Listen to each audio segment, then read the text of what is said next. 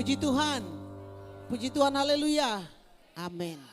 Kita buka Alkitab kita dalam Ayub 1 ayat 8. Coba kita lihatlah Ayub 1. Kita baca sama-sama 2 ya. Lalu bertanyalah Tuhan kepada iblis. Apakah engkau memperhatikan hambaku Ayub? Sebab tiada seorang pun di bumi seperti dia yang demikian saleh dan jujur dan takut akan Allah dan menjauhi kejahatan. Amin saudara. Luar biasa ya.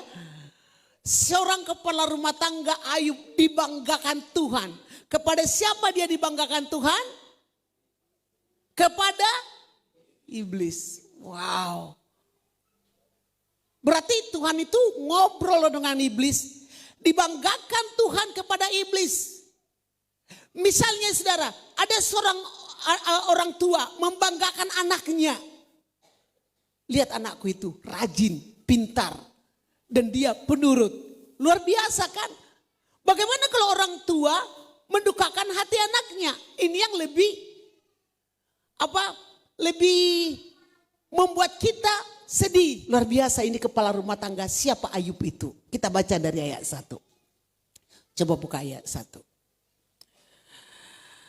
Ini ya, saya percaya kepala-kepala rumah tangga GPD Ebenezer kalau seperti Ayub ini luar biasa tanggung jawabnya, wibawanya. Coba lihat, ada seorang laki-laki di tanah Uz bernama Ayub. Orang ini apa saudara? Saleh dan jujur. Saleh dan jujur. Ia takut akan Allah dan menjauhi kejahatan. Kalau dia pedagang saudara, kalau sekilo gula tidak 9 on, pas sekilo. Jujur. Tidak pernah dia berbohong. Dia saleh. Dia menjauhi kejahatan. Kalau dia dipercayakan segala sesuatu, tidak mau dia korupsi. Tidak mau. Dia bertanggung jawab saudara. Dia tidak suka bohong. Dikatakan ia takut akan Allah dan menjauhi kejahatan. Ayub itulah yang membuktikan dia takut akan Allah. Bagaimana caranya Tuhan membuktikan Ayub takut akan Allah? Saudara yang kekasih, dia menjauhi kejahatan. Amin. Ibaratnya seperti mimbar ini. Kalau ini berbahaya, di situ ada tegangan listrik di sini. Dekat aja aku nggak mau, apalagi memegangnya. Saudaraku yang kekasih, orang yang menjauhi kejahatan, ciri-ciri orang yang takut akan Allah, pasti dia menjauhi kejahatan. Amin saudara? Amin. Jangan pikir bertobat sudah aman situasi. Sebab dosa lama itu mengintai saudaraku yang kekasih. Tak pernah dosa lama itu melepaskan kita begitu saja. Walaupun kita sudah berusaha meninggalkan dosa itu akan diintip. Kapan kita lengah akan diintip. Ada pendeta kemarin khotbah, sekalinya dia tahu warung pas. Dari mana Pak pendeta tahu warung pas? Pernah aku ke sana katanya. Tapi karena nggak tahu, terus dikasih katanya uang 100.000, padahal yang dimakan cuma 45.000, pas. Gak ada angsul. Misalnya, sudah terbiasa dia melakukan dosa itu, tapi bertobat. Setelah bertobat saudaraku yang kekasih, kalau dia tidak menjauhi tempat itu, dosa lama itu akan mengejar. Sebagaimana bangsa Israel keluar dari tanah Mesir, mereka jalan kaki, tetapi Firaun mengejarnya dengan kereta. Jadi kalau mau tinggalkan dosa, saudara jauhi kejahatan. Amin. Amin saudara. Kalau tinggalkan sifat-sifat bohong, jauhi kebohongan. Tidak bisa seperti Yusuf saudara. Kenapa Yusuf tidak mau mengadakan perzinahan dengan istri Potifar? Karena dia lari. Orang-orang seperti itu tidak bisa hanya ditengking saudara. Dia jauhi kejahatan. Jadi dosa lama itu mengejar terus. Ingat saudara, dosa lama itu tidak akan tinggal diam, mengejar terus. Kapan kita lengah? Caranya untuk bisa lepas dari sana, jauhi itu. Jangan berteman. Bila penting gak usah berteman yang membawa kita kepada dosa yang demikian. Saudaraku yang kekasih. Jadi saudaraku yang kekasih, begitu juga dengan orang-orang ibu-ibu yang suka, aku tidak mau lagi seperti ini yang gosip-gosip. Ya, jauhilah orang-orang penggosip. Iya kan? Tidak mau lagi aku yang orang-orang yang hebring. Jauhi orang-orang yang hebring. Jangan berteman-teman terus. Pasti nanti saudaraku akan terkonek kembali. Sekali lagi saya katakan, tidak pernah dosa lama melepaskan kita begitu saja. Karena tidak ada manusia yang bisa melawan dosa. Gak bisa. Yang dikatakan jauhi kejahatan. Terus ayat 2. Ayat 2 coba lihat siapa dia Ayub ini. Ia mendapat 7 anak laki-laki dan 3 anak perempuan. Berapa anaknya? 10. Makanya di gereja kita ini kalau bisa 10 anak bisa aja lah. Ayub aja 10 anaknya. Kalau suami saya 7. Kami juga 7. Tapi ada yang meninggal saudara. Seharusnya kami 9. Kalau dulu kan banyak sekali anak. Tetapi juga hidup. Firman Tuhan berkata penuhilah bumi. Amin saudara. Dia mendapat 7 anak. Coba ayat berikutnya. Ayat berikutnya. Ia memiliki 7.000 ekor kambing domba. Ini kekayaannya. Bicara kambing domba. Di zaman itu saudaraku di padang pasir ini makanan utama. Daging dan susu kambing. Ini makanan utama. Gak ada beras di sana saudara. Ini berarti makanan mereka itu melimpah. 3.000 ekor unta. Unta pada saat itu adalah kendaraan yang paling mewah. Setingkat Ferrari sekarang. Atau double garden. Kendaraan yang paling murah. Keledai yang dipakai Maria dan Yusuf menyingkir ke Mesir. Berarti dia sangat kaya saudara. Kendaraannya 3.000. Untuk tidak ada bayar pajak. Pada saat itu saudara. Dikatakan 500 pasang lembu. Ini alatnya untuk mengadakan penanaman atau apa saja pun. 500 keledai betina. Dan budak-budak dalam jumlah yang sangat besar. Sehingga orang itu yang terkaya dari semua orang di sebelah timur. Bukan cuma terkaya di Indonesia satu negara. Ini beberapa negara sebelah timur. Dia terkaya. Ayub tadi dikatakan jujur, saleh, takut akan Tuhan, menjauhi kejahatan. Dia orang terkaya. Tidak ada lagi yang bisa menyamainya. Jadi jangan percaya filosofi dunia yang berkata kalau nggak tipu nggak kaya, jangan terlalu idealis. Jangan percaya saudara. Kalau nggak tipu mana bisa kaya, kalau nggak tipu-tipu dikit, jangan terlalu so idealis lah.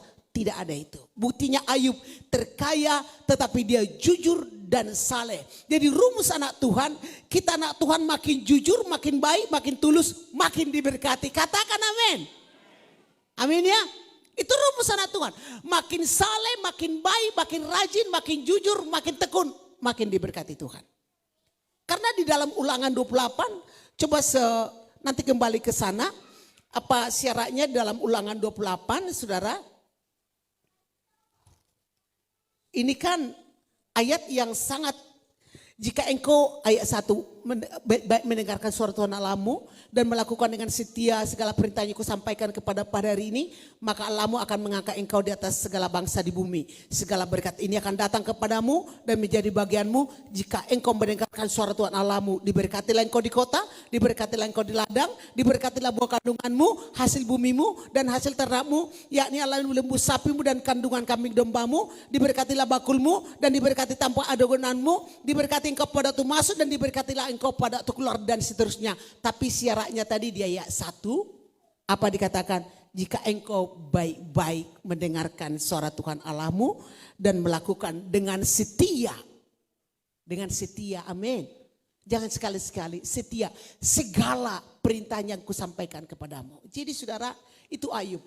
Jadi kalau dikatakan gak ada orang yang jujur kaya. Tidak ada orang yang saleh kaya. Buktinya Ayub terkaya di daerah bagian timur. Berkat Tuhan yang menjadikan kaya. Caranya tadi takut akan Tuhan, menjauhi kejahatan. Tapi mendekat kepada Tuhan.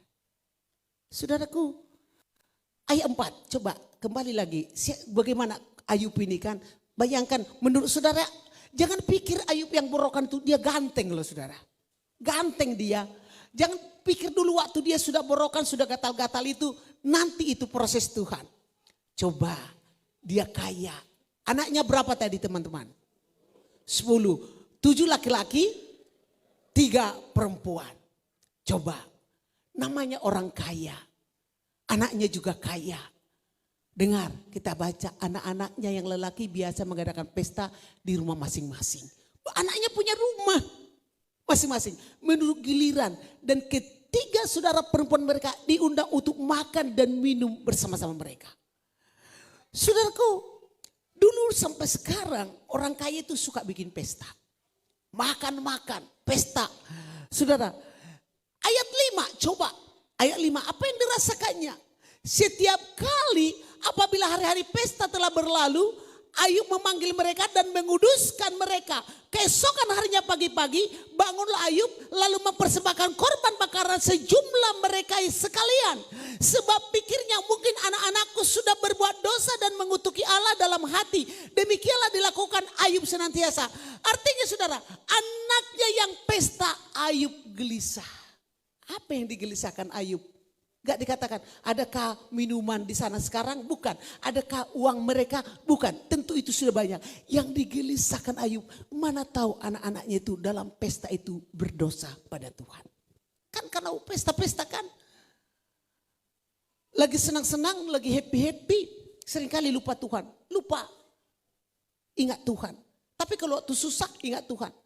Mana tahu anak-anakku tuh mengutuki Tuhan, itu yang digelisahkan seorang ayah. Makanya kalau kita seorang ayah saudara, kalau saudara ayah yang diberkati Tuhan, kita wajib gelisah apa yang dilakukan anak-anak saya. Bukan cuma kita mencari nafkah untuk mereka, bukan bagaimana anakku sekarang. Walaupun engkau sudah berkeluarga saudara, ada orang-orang tua, bapak-bapak muda. Tentu orang-orang tua itu bisa menggelisahkan anaknya. Ibadah ke anakku sekarang, dengan siapa dia bergaul.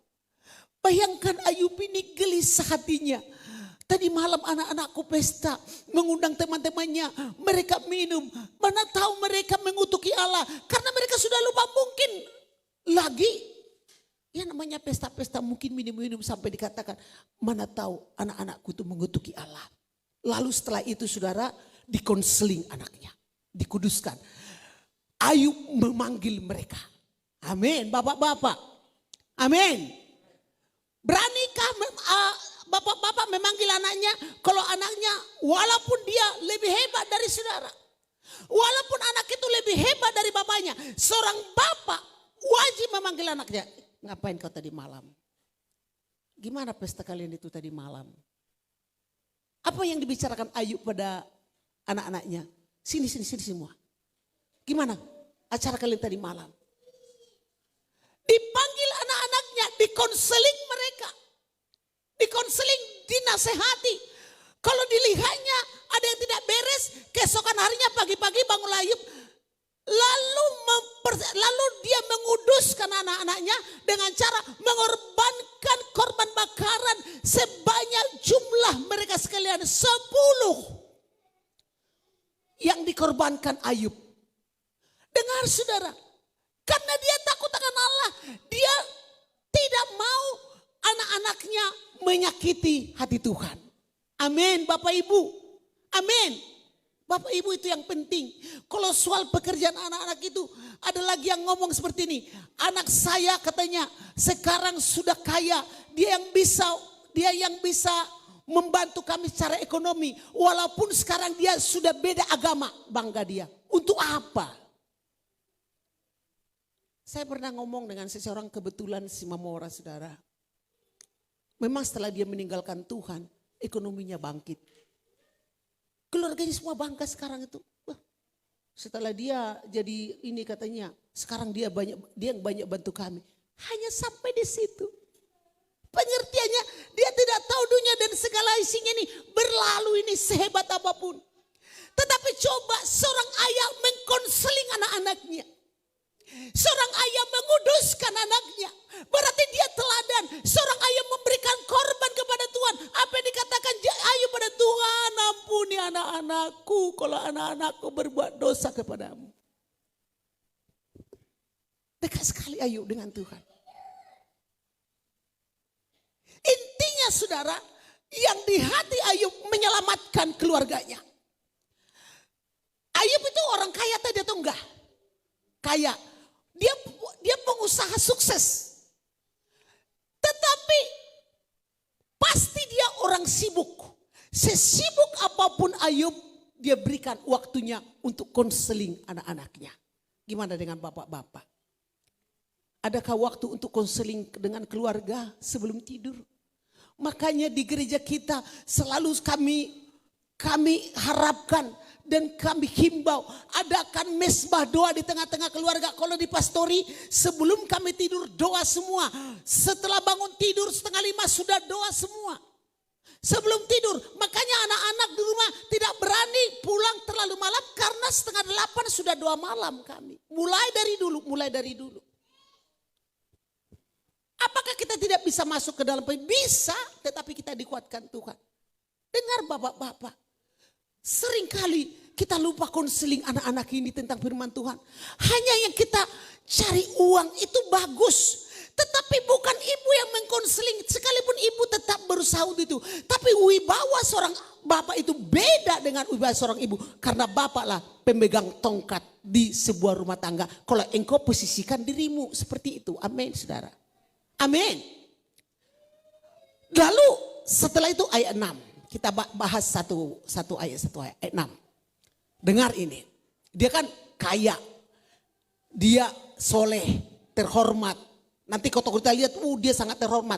Dia masuk ke pintu gerbang, langsung orang berdiri. Kata firman Tuhan. Dengar. Pada suatu hari datanglah anak-anak Allah menghadap Tuhan. Saya bertanya, anak-anak Allah menghadap Tuhan kemana? Kita interaktif sekarang. Kemana? Anak-anak Allah beribadah kemana? Kalau sekarang? Di gereja. Dan di antara mereka datang jugalah iblis. Berarti iblis bisa masuk gereja atau enggak? Bisa. 100. Bisa ini masuk gereja. Kita waktu mandi tadi mau ke gereja. Buahnya mandi juga. Buahnya mandi juga. Buahnya melihat seragamku ini juga. Ini seragam kita cantik enggak? Wah, 200. Bisa seperti ini saudara. Jadi iblis bisa ke gereja. Ngapain iblis ke gereja? Saudaraku yang kekasih. Dari ayat ini saudaraku. Setan bisa ke gereja. Kenapa? Tuhan tuliskan ini saudaraku. Supaya manusia itu tahu. Bahwa iblis itu bukan menunggu pohon. Bukan di sungai-sungai. Bukan di gunung-gunung. Bukan di tikungan-tikungan. Ngapain? Iblis itu bukan di daerah pelacuran, saudara. Karena tidak digoda juga pelacuran itu sudah buka warung.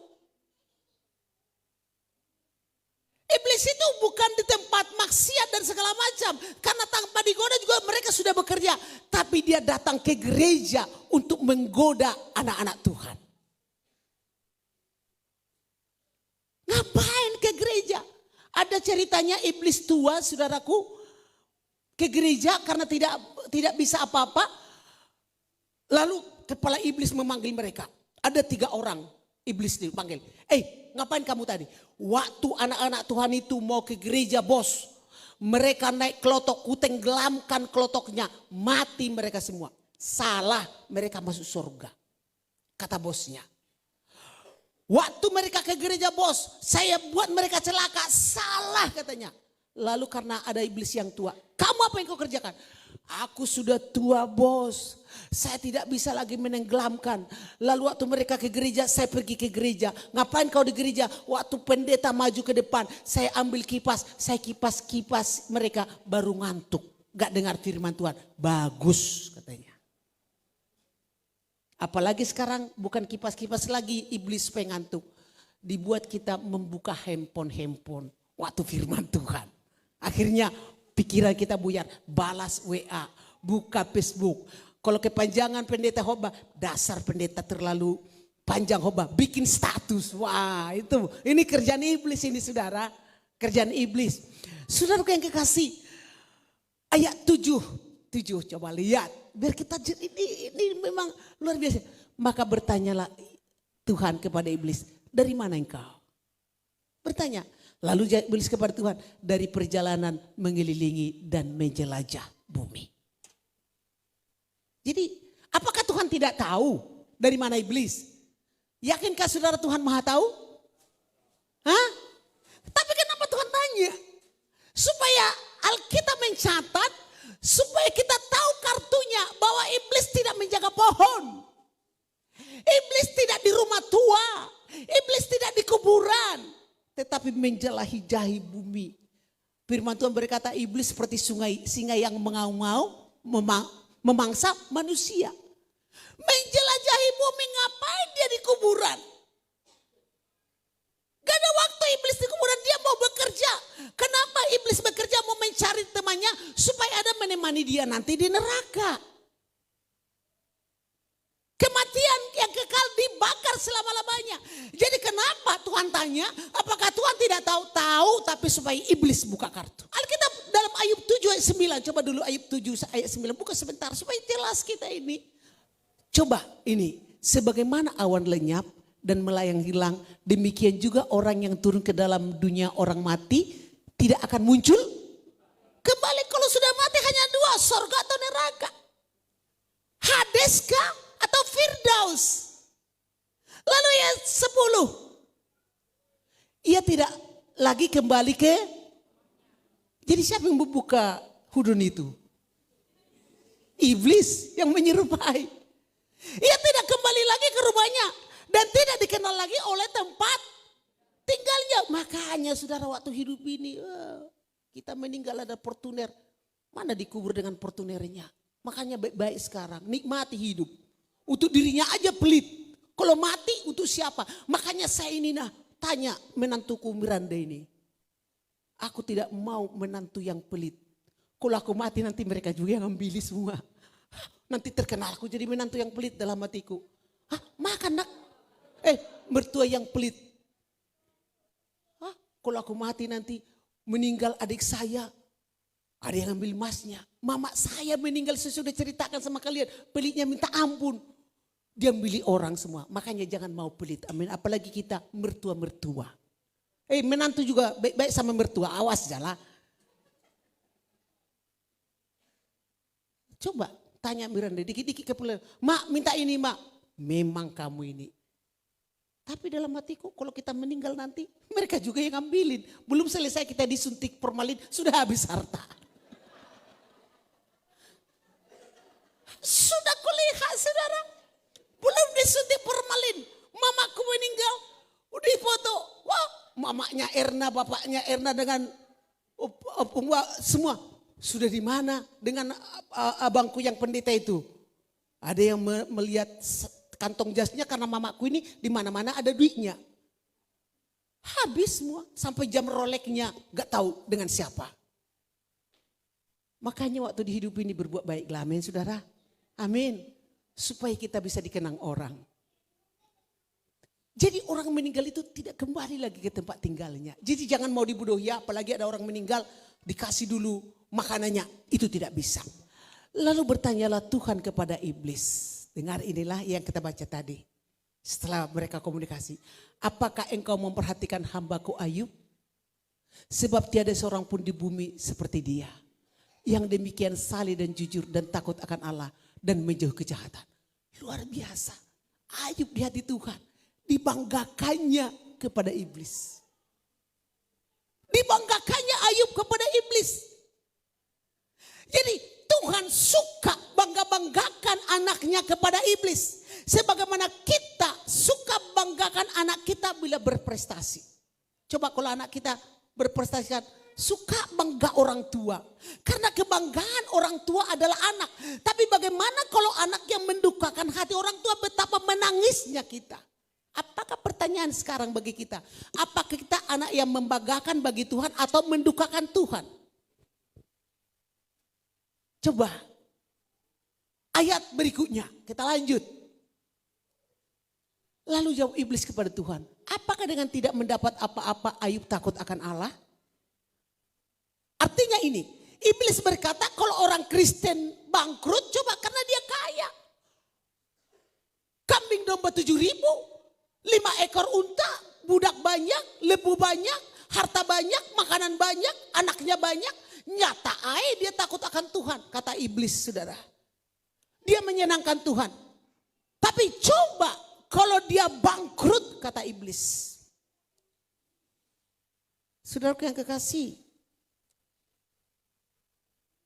Lalu Tuhan berpikir dan menjawab si iblis, saudara. Coba kalau dia bangkrut, apakah dia masih menyenangkan? Lalu ayat 10, apakah kata Tuhan ayat 10? Bukankah engkau membuat pagar ke sekeliling dia dan rumahnya serta segala yang dimilikinya? Apa yang dikerjakannya telah kau berkati dan apa yang dimilikinya makin bertambah di negeri ini. Itu penilaian iblis. Ayub itu kaya karena dipagari Tuhan dengan pagar keselamatan. Makanya kalau kita berdoa, saudara, kalau saya berdoa, Tuhan pagari kami dengan pagar keselamatan dari Tuhan. Amin. Bahkan kita berdoa, ada di Alkitab berkata, pagar berapinya Tuhan. Percayalah bahwa kita, rumah kita, keluarga kita, ketika Tuhan membuat pagar sekeliling. Loh, lihat. Bukankah engkau yang membuat pagar sekeliling dia dan rumahnya serta segala yang dimilikinya. Apa yang dikerjakannya telah kau berkati dan apa yang dimilikinya makin bertambah negeri ini. Iblis juga mengerti kenapa Ayub kaya. Bukan karena kehebatan Ayub, karena diberkati oleh Tuhan. Jadi kalau sekarang saudara, pagar itu terbuka karena Tuhan tahu. Kan pagar itu terbuka berarti bisa masuk saudara, permasalahan, godaan.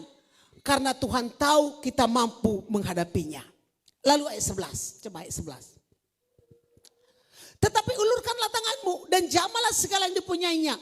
Maka ia pasti mengutuki engkau di hadapanmu.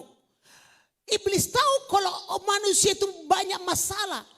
Lalu sering menuduh Tuhan, Tuhan di mana engkau? Aku sudah berdoa, Tuhan. Seperti pernah baru-baru ini ada di Banjarmasin keluarga. Meninggal suaminya, tiba-tiba meninggal suaminya. Kami ke sana saudara. Lalu kita nyanyi. Tenanglah kini. Apa lagu kesedihan. Katanya sama kami. Gak ada Tuhan, gak ada Tuhan, gak ada Tuhan. Gak usah nyanyi di sini. Gak ada Tuhan. Karena saking hatinya sedih saudara. Karena baru saja anaknya meninggal juga. Ditambah lagi suaminya, gak ada Tuhan. Karena memang sudah sangat di titik nadir. Kita juga saudara memberikan kekuatan. Kita tidak mengatakan menyalahkan dia, kita peluk dia, kita berikan terus kekuatan kepadanya saudara. Sampai sekarang dia tetap ada di dalam Tuhan. Jadi inilah sifat manusia. Kalau ia bangkrut marah sama Tuhan. Seharusnya kan yang bikin sial itu setan, bukan Tuhan. Dengar, karena pagar itu kita dipagari. Tapi ketika pagar dibuka masuk setan, kenapa terbuka saudara? Karena perangai-perangai manusia. Jadi yang bikin sial itu bukan Tuhan. Tetapi jangan marah sama Tuhan. Karena Tuhan itu begitu baik. Sifat Tuhan kan memberi. Dia memberi keselamatan, memberi kesehatan, memberi sukacita, memberi damai sejahtera. Dia yang kaya rela menjadi miskin supaya kita bisa menjadi kaya. Amin saudara. Lalu ayat 12, coba ayat 12. Maka firman Tuhan kepada iblis, nah segala yang dipunyainya ada dalam kuasamu. Nah dikasihkan, artinya begini, kalau Tuhan tidak memberi izin, gak akan bisa kita ditangani iblis, gak bisa. Maka firman Tuhan kepada iblis, nah segala yang dipunyainya ada dalam kuasamu. Hanya janganlah engkau mengulurkan tanganmu terhadap dirinya. Kemudian pergilah iblis dari hadapan Tuhan. Tuhan kasih hak untuk hartanya. Tetapi Tuhan kasih batasan. Karena Tuhan tahu bahwa Ayub mampu untuk itu. Oke lah, ambil hartanya. Tapi jangan nyawanya. Jangan nyawanya. Ayat 13 sampai ayat 19. Kalau kita tahu pada suatu hari ketika anak-anaknya. Kalau kita baca sampai ayat 19. Dalam satu hari masalah datang bertubi-tubi. Hartanya habis, anaknya semua meninggal. Seketika, satu hari. Datang bertubi-tubi saudara. Akhirnya apa? Belum selesai masalah, yang satu baru mau melapor bahwa kambing domba sudah habis, terbakar hartanya. Lalu dikatakan ada lagi, datang lagi, anakmu sudah mati. Bagaimana perasaan Ayub? Tinggal dia, suami istri dan teman-temannya. Anaknya habis seketika, hartanya habis seketika. Kita tidak usah baca. Tetapi coba lihat ayat 20. Ayat 20. Maka berdirilah Ayub, lalu mengoyak jubahnya dan mencukur kepalanya. Kemudian sujudlah ia dan menyembah. Ayat 21. ayat 21. Katanya, dengan telanjang aku keluar dari kandungan ibuku dan telanjang juga aku kembali ke dalamnya. Tuhan yang memberi, Tuhan yang mengambil, terpujilah nama Tuhan. Amin saudara. Membaca ini, waduh hati ini nangis. Kadang-kadang berkali-kali kita mencucurkan air mata ketika tiba di saat ini keputusan Ayub. Tanda berkabung rambutnya dicukur. Ia hancur dan sedih. Tetapi ayat 21, di kesedihannya, di kehancurannya, malah dia datang sujud menyembah Tuhan. Dan kesimpulannya, sesungguhnya kita lahir tidak bawa apa-apa. Benar saudara? Siapa di sini lahir dengan gigi emas? Ada lahir di sini bawa apa kita waktu lahir? Hah? Ada paling-paling lahir dililit tali pusat. Iya kan? Itu juga bahaya. Tetapi kesimpulan Ayub, sesungguhnya kita lahir tidak bawa apa-apa, waktu mati juga tidak bawa apa-apa. Tidak bawa rumah. Apalagi kalau rumah masih ngontrak, jangan bawa mati rumah yang ngontrak itu, kembalikan itu. Mati juga tidak bawa apa-apa.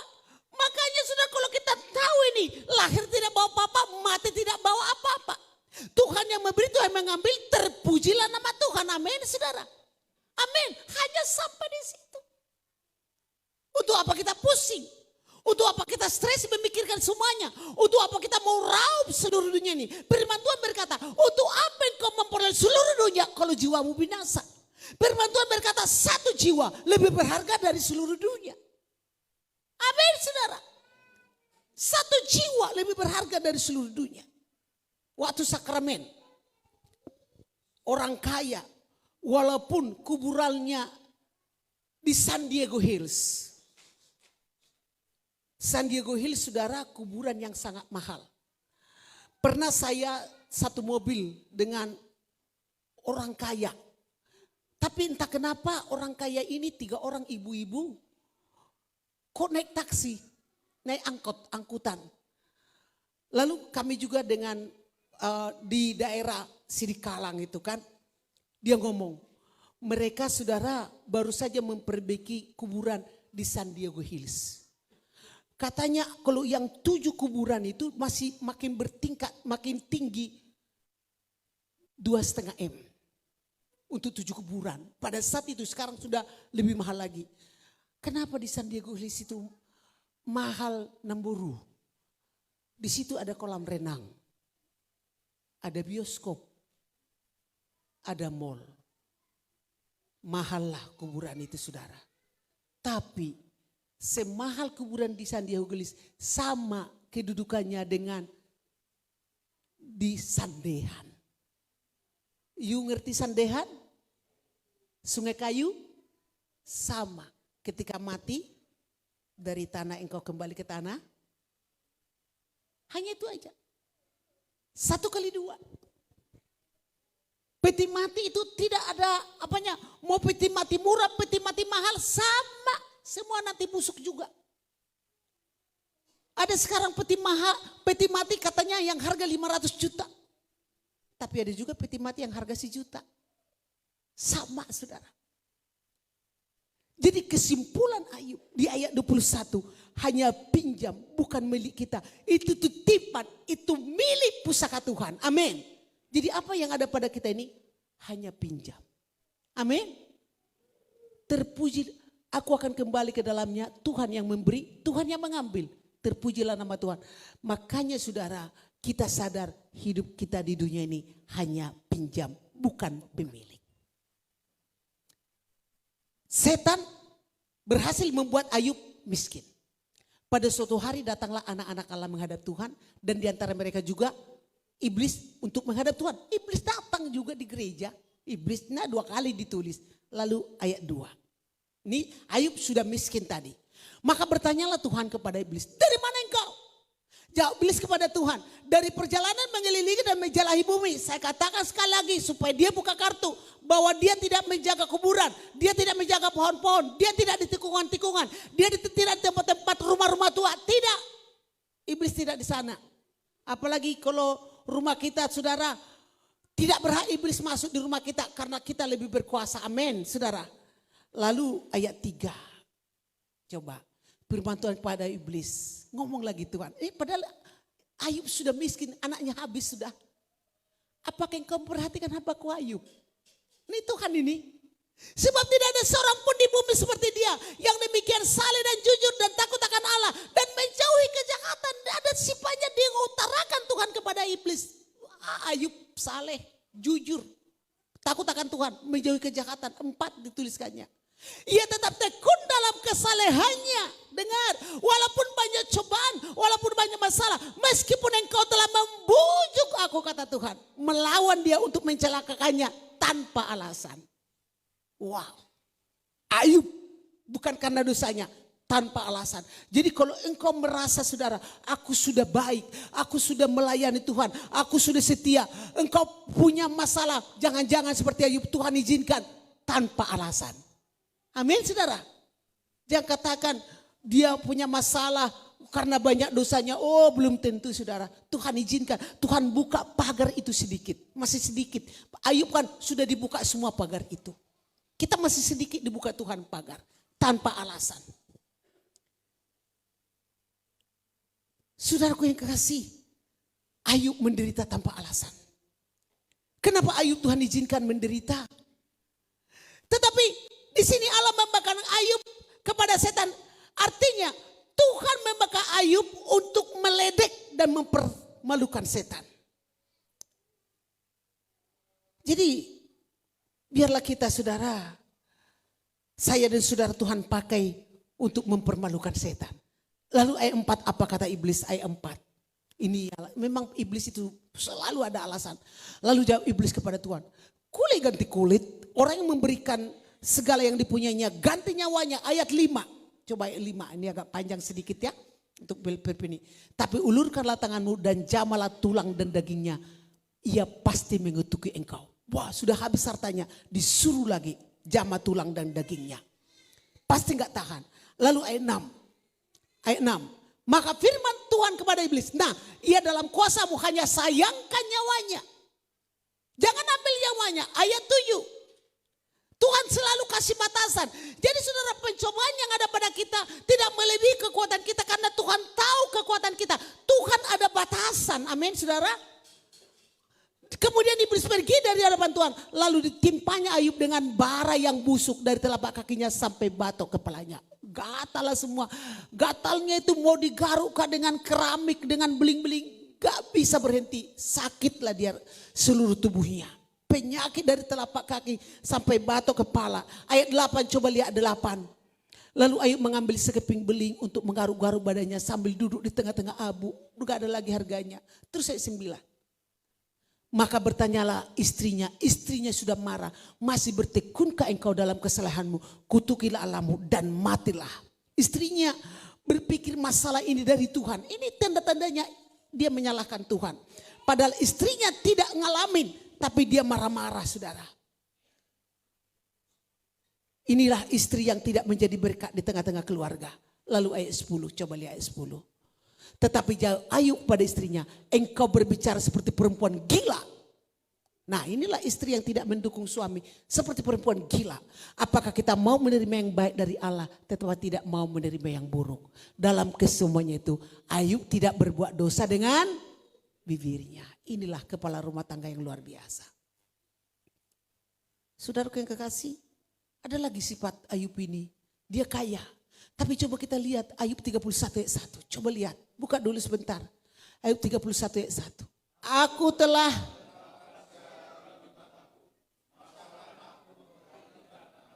dalam terjemahan yang lain dengan sumpah, aku telah berjanji pada diriku, masakan aku berahi melihat gadis muda.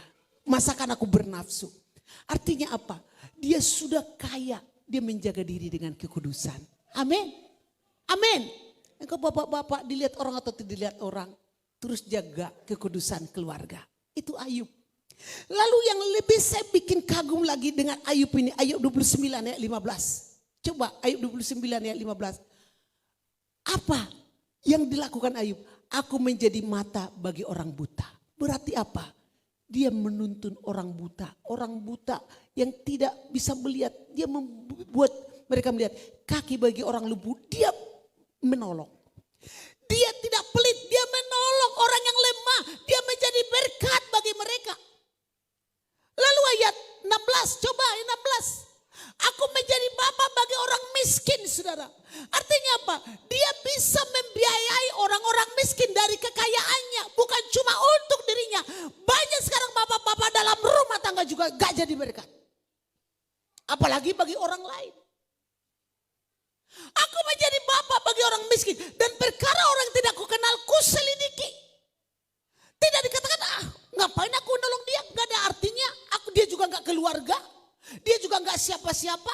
Ya urus diri sendiri. Ayub tidak demikian. Makanya waktu dia berjalan, saudara, dia sangat dihormati orang. Ayat 17, coba lihat ayat 17. Ayub 29 ayat 17. Geram orang curang kuremuk, dia kuat. Dan merebut mangsanya dari giginya. Makanya saudara, ayat 7. Ayat 7, coba lihat. Apabila aku keluar gerbang kota dan menyediakan tempat duduk di tengah-tengah lapangan, maka ketika aku kelihatan, mundurlah orang-orang muda dan bangkitlah orang-orang yang sudah lanjut umurnya, lalu tegak berdiri. Para pembesar berhenti berbicara dan menutup mulut mereka dengan tangan. Dia sangat dihormati, dia sangat disegani karena dia murah hati. Amin. Dia seorang kepala rumah tangga yang murah hati. Bukan untuk kepentingan diri sendiri. Dia bisa berbagi. Makanya dikatakan tidak percuma orang yang murah hati itu dihormati orang. Kalau dia tidak murah hati, tidak dihargai siapapun. Para pembesar berhenti dan menutup mulut mereka dengan tangan. Ayat 10, suara para pemuka membisu dan lidah mereka melekat pada langit-langitnya. Apabila telinga mereka mendengar tentang aku, maka aku disebut berbahagia. Dan apabila mata melihat, maka aku dipuji. Aku dipuji.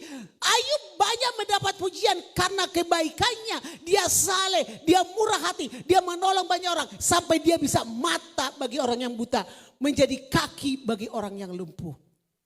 Kita adalah tangan Tuhan yang bisa menolong banyak orang. Amin, saudara. Kadang-kadang bukan cuma harta, perhatian. Apalagi saya katakan hidup yang dimaui Tuhan itu hidup berguna bagi orang lain. Pikirkan untuk siapa kita berguna saat ini. Ayat 12, karena aku menyelamatkan orang yang sengsara, yang berteriak minta tolong. Juga anak piatu yang tidak ada penolongnya. Di sekitar kita banyak orang berteriak minta tolong. Tertutup mata hati banyak orang. Gak dengar, gak peduli. Pikirkan.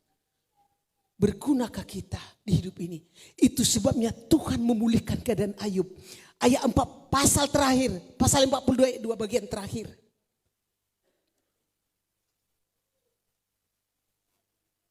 Pasal 42 ayat 2. Pasal 42 ayat 2. Coba lihat. Aku tahu bahwa engkau sanggup melakukan segala sesuatu dan tidak ada rencanamu yang gagal. Itulah imannya Ayub. Lalu setelah itu saudara, Ayub dipulihkan Tuhan 2 kali lipat. Kalau kita lihat saudara, ayat 10, pasal 2 ayat 10. Lalu Tuhan memulihkan keadaan Ayub seperti ia meminta doa untuk sahabat-sahabatnya. Dan Tuhan memberikan kepada Ayub 2 kali lipat dari segala kepunyaannya dahulu. Kemudian datanglah kepadanya semua saudaranya laki-laki dan perempuan. Dan semua kenalannya yang lama dan makan bersama-sama dengan dia di rumahnya. Mereka menyatakan turut berduka cita dan menghibur dia oleh karena segala malapetaka yang diperhatikan Tuhan kepadanya. Dan mereka masing-masing memberi uang 1 kesita dan sebuah cincin emas. Dan selanjutnya ayat 13, ia juga mendapat 7 orang anak laki-laki dan 3 orang anak perempuan. Dan anak perempuan pertama diberi nama Yemima, yang kedua Kesia, dan yang ketiga Keren Hapuk. Dan di seluruh negeri tidak ada perempuan yang cantik anak-anak Ayub. Dan mereka diberi ayahnya milik pusaka di tengah-tengah saudara-saudaranya laki-laki. Itulah Ayub. Amin saudara. Percayalah, kalau kita mempunyai sifat seperti ini, berdoalah Tuhan memberkati kita dengan limpahnya. Amin.